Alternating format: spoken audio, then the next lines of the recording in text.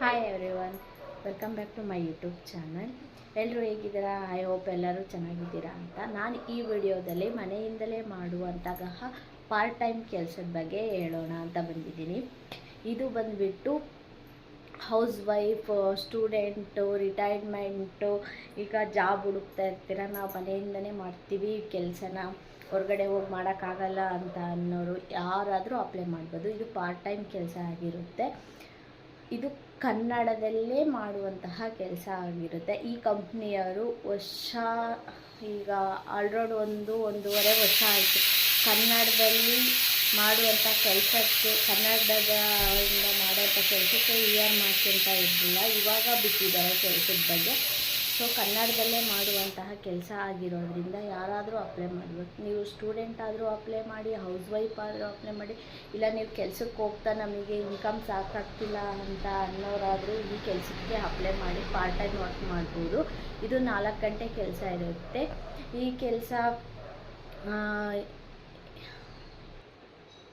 ಈ ಕೆಲಸದಾಗೆ fixed salary ಇರುತ್ತೆ. 20,000 to 25,000 fixed salary ಕೊಡ್ತಾರೆ. ಇದು ಬಂದ್ಬಿಟ್ಟು ಪ್ರಾಜೆಕ್ಟ್ ಟೈಪ್ ವರ್ಕ್ ಆಗಿರುತ್ತೆ.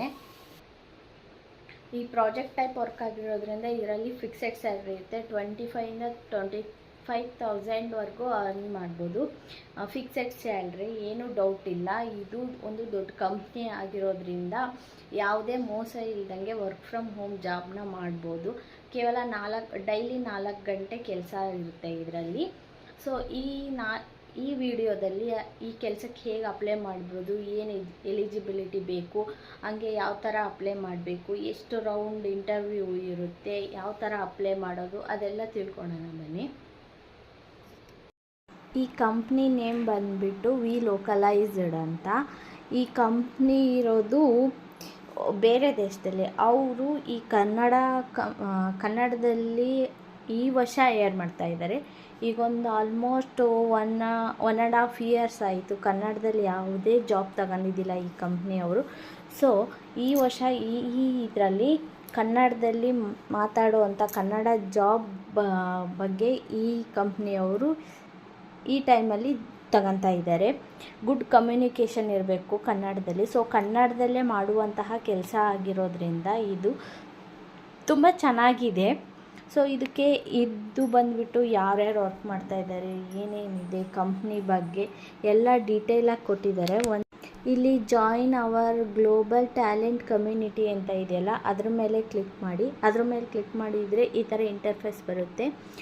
ಇಲ್ಲಿ ವರ್ಕ್ ಟೈಪ್ ಅಂತ ಇದೆಯಲ್ಲ, ಅದ್ರ ಮೇಲೆ ಕ್ಲಿಕ್ ಮಾಡಿ. ಇಲ್ಲಿ ಲೊಕೇಶನ್ ಮತ್ತು ವರ್ಕ್ ಟೈಪ್ ಅಂತ ಇದೆಯಲ್ಲ, ವರ್ಕ್ ಟೈಪ್ ಮೇಲೆ ಕ್ಲಿಕ್ ಮಾಡಿದರೆ ರಿಮೋಟ್ ಅಂತ ಇದೆ, ರಿಮೋಟ್ ಮೇಲೆ ಕ್ಲಿಕ್ ಮಾಡಿ. ನಾವು ಮನೇಲೇ ಕೂತು ವರ್ಕ್ ಫ್ರಮ್ ಹೋಮ್ ಬಗ್ಗೆ ಅಲ್ವಾ ಮಾಡ್ತಾ ಇರೋದು. ಸೊ ವರ್ಕ್ ಫ್ರಮ್ ಹೋಮ್ ಅಂದರೆ ರಿಮೋಟ್ ಅಂದರೆ ವರ್ಕ್ ಫ್ರಮ್ ಹೋಮು. ನೆಕ್ಸ್ಟ್ ಅಲ್ಲಿ ಲೊಕೇಶನ್ ಅಂತ ಇದೆಯಲ್ಲ, ಅಲ್ಲಿ ಇಂಡಿಯಾ ಅಂತ ಸೆಲೆಕ್ಟ್ ಮಾಡಿ. ಇಲ್ಲಿ ನೋಡಿ ಕನ್ನಡದಲ್ಲೇ ಮಾಡುವಂತಹ ಕೆಲಸ ಇದೆ. ಇಲ್ಲಿ ಕನ್ನಡ, ಮಲಯಾಳಂ, ಮರಾಠಿ, ಪಂಜಾಬ್, ತಮಿಳ್, ತೆಲುಗು, ಉರ್ದು. ನಮಗೆ ಮೇನ್ ಬೇಕಾಗಿರೋದು ಕನ್ನಡದಲ್ಲಿ ಮನೆಯಲ್ಲೇ ಮಾಡುವಂಥ ಕೆಲಸ. ಸೊ ಅದ್ರ ಮೇಲೆ ಕ್ಲಿಕ್ ಮಾಡಿದ್ಮೇಲೆ ಈ ಥರ ಇಂಟರ್ಫೇಸ್ ಬರುತ್ತೆ, ವಿ ಲೋಕಲೈಸ್ಡ್ ಕನ್ನಡ ಅಂತ. ಸೊ ಇಲ್ಲಿ ಸಮ್ಮರಿ ಕೊಟ್ಟಿದ್ದಾರೆ, ಡಿಸ್ಕ್ರಿಪ್ಷನ್ ಆ ಜಾಬ್ಗೆ ಅಪ್ಲೈ ಮಾಡಿದ ಮೇಲೆ ಇದನ್ನು ಒಂದು ಸತಿ ರೀಕಲೆಕ್ಟ್ ಮಾಡ್ಕೊಳ್ಳಿ. ನೀವು ಇದನ್ನು ಸ್ವಲ್ಪ ತಿಳ್ಕೊಂಡಿದ್ರೆ ನಮಗೆ ಒಳ್ಳೆಯದು. ಅವರು ಇಂಟರ್ವ್ಯೂಗೆ ಏನಾದರೂ ಕರೆದ್ರೆ ಇದರಲ್ಲಿ ಏನಾದರೂ ಇನ್ಫಾರ್ಮೇಷನ್ ನಮಗೆ ಗೊತ್ತಿದ್ದರೆ ಯಾವ ಥರ ಅಂತ ನಮಗೆ ಹೇಳೋಕ್ಕೆ ಬರುತ್ತೆ. ನೋಡಿ ಇಲ್ಲಿ ಕೀ ರೆಸ್ಪಾನ್ಸಿಬಿಲಿಟಿ ಅಂತ ಇದೆ. ಇದು ವರ್ಕ್ ಯಾವ ಥರ ಏನು ಅಂತ ಹೇಳ್ಕೊಟ್ಟಿದ್ದಾರೆ. Test web based system and application and OS X and iOS. Executive test cases of script to ensure localized accuracy. Script ಕೊಟ್ಟಿರ್ತಾರೆ, ಅದ್ರ ಬೇಸ್ ಮೇಲೆ ನಾವು ವರ್ಕ್ ಮಾಡಬೇಕು. ಮತ್ತು ಅದನ್ನು ಡಾಕ್ಯುಮೆಂಟ್ ಟೈಪಾಗಿ ಮಾಡಿ ಅವರಿಗೆ ನಾವು ಕಳಿಸ್ಬೇಕು. ಇದು ಕನ್ನಡದಲ್ಲೇ ಮಾಡುವಂಥ ಕೆಲಸ. ಯಾವುದಕ್ಕೂ ಅಯ್ಯೋ ಬೇರೆ ನಮಗೆ ಇಂಗ್ಲೀಷ್ ಬರಲ್ಲ, ಯಾವುದು ಬರಲ್ಲ ಅಂತ ಏನು ತಲೆ ಕೆಡಿಸ್ಕೊಬೇಡಿ. ಇದು ಮೇನ್ ಕನ್ನಡದಲ್ಲೇ ಮಾಡುವಂಥ ಕೆಲಸ ಆಗಿರುತ್ತೆ. ಸೊ ನಿಮಗೆ ರಿಕ್ವೈರ್ಮೆಂಟ್ ಏನು ಬರಬೇಕು ಇಲ್ಲಿ ನೋಡಿ, ನೇಟಿವ್ ಲೆವೆಲ್ ಆಫ್ ಕನ್ನಡ ಅಂತ ಕೊಟ್ಟಿದ್ದಾರೆ ಅಲ್ಲಿ ಮೇಲೆ. ಸೊ ನಮಗೆ ನಮ್ಮ ಭಾಷೆ ಯಾವುದಿರುತ್ತೋ ಅದ್ರ ಬೇಸ್ ಮೇಲೆ ವರ್ಕ್ ಮಾಡುವಂಥ ಕೆಲಸ ಆಗಿರುತ್ತೆ. ಇದಕ್ಕೆ ಪ್ರಾಜೆಕ್ಟ್ ವೈಸ್ ಕೆಲಸ ಆಗಿರುತ್ತೆ. ಇದು ಪ್ರಾಜೆಕ್ಟ್ ಕೊಟ್ಟಿರ್ತಾರೆ, ಅದನ್ನು ಇಷ್ಟು ಡ್ಯೂರಿಯೇಷನ್ನಲ್ಲಿ ಮಾಡಬೇಕು ಅಂತ ಟೈಮಿಂಗ್ಸ್ ಕೊಟ್ಟಿರ್ತಾರೆ. ಮೇನ್ ಇರೋದೇ ಇದು. ಇದಕ್ಕೆ ನೀವು ಕೆಲಸ ಮಾಡೋಕ್ಕೆ ಒಪ್ಕೊಂಡ್ರೆ ನಿಮಗೆ ಕೆಲಸನೂ ಈಸಿ ಆಗುತ್ತೆ, ನಿಮಗೆ ಸಂಬಳನೂ ಅಂದರೆ ಇದು ಬೇಸ್ 20,000 to 25,000 ಸ್ಯಾಲ್ರಿ ಇರುತ್ತೆ. ಆ ಸ್ಯಾಲ್ರಿನೂ ಬರುತ್ತೆ. ಇದು ಏನು ಮುಖ್ಯವಾಗಿ ಏನು, ಅವರು ಒಂದು ಪ್ರಾಜೆಕ್ಟ್ ವೈಸ್ ಕೆಲಸ ಕೊಡ್ತಾರೆ, ನಾವು ಟೈಮಿಂಗ್ಸ್ ಕೊಡ್ತಾರೆ.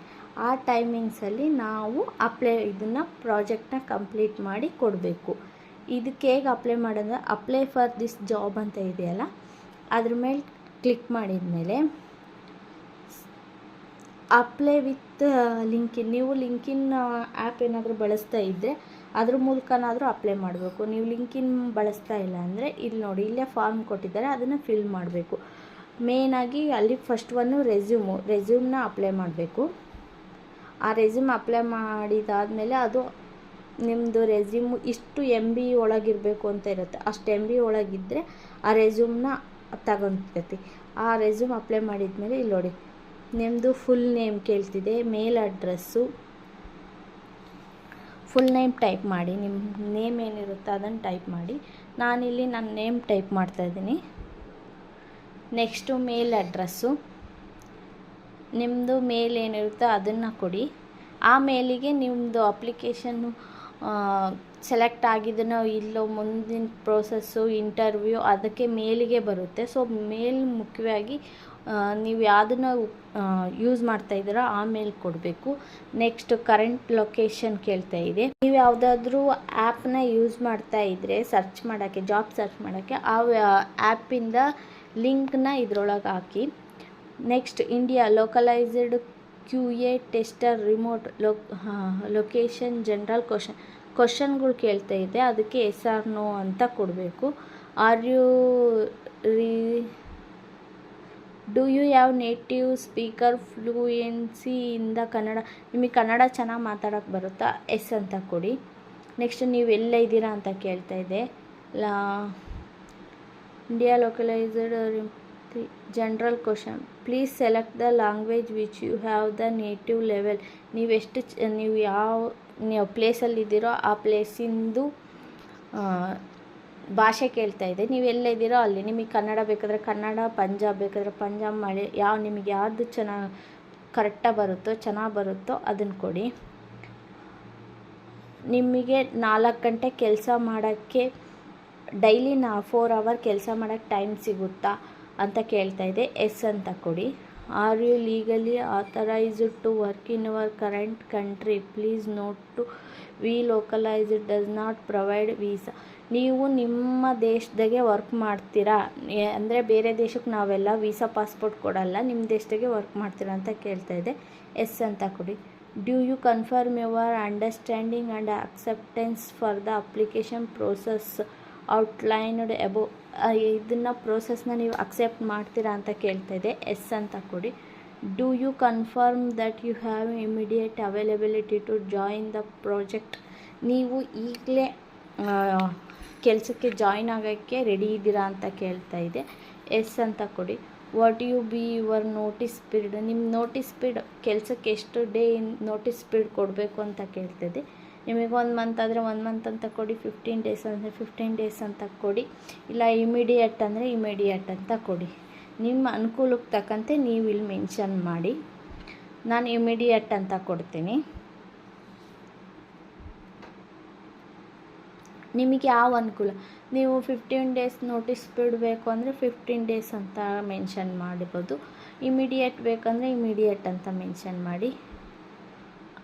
Salary offer Kannada, yes I accept it ಅಂತ ಕೊಡಿ. ದ ಫಿಕ್ಸ್ಡ್ ಸ್ಯಾಲರಿ ಅಂತ ಕೇಳ್ತಾ ಇದೆ.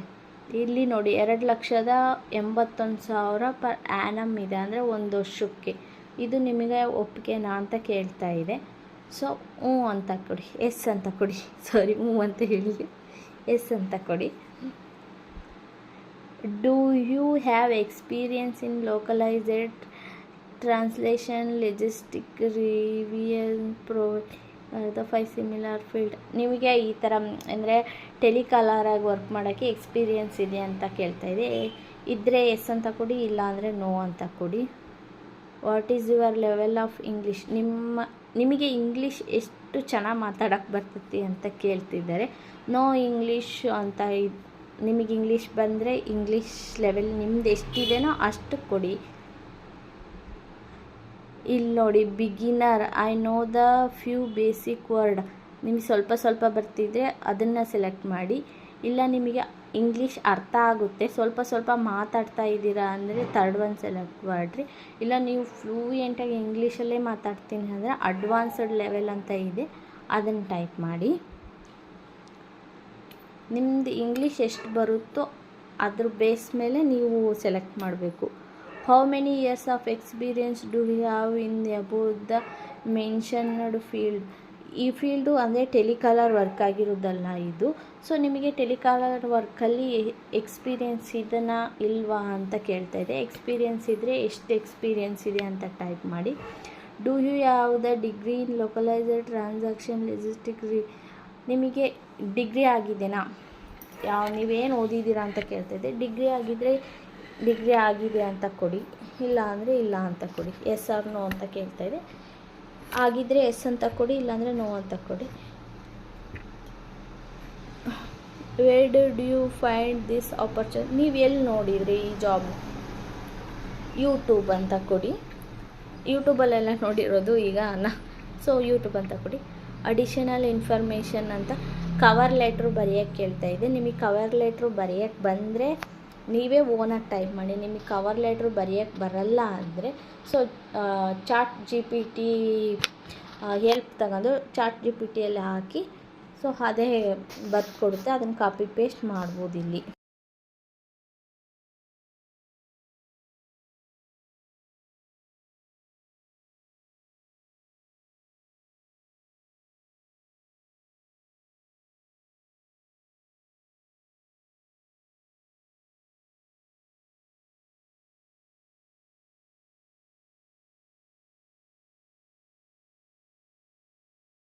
ನೋಡಿದ್ರಲ್ಲ ಯಾವ ರೀತಿ ಅಪ್ಲೈ ಮಾಡಬೇಕು, ಹೇಗೆ ಅಪ್ಲೈ ಮಾಡಬೇಕು, ಏನು ಎಲಿಜಿಬಿಲಿಟಿ ಬೇಕು ಅಂತ.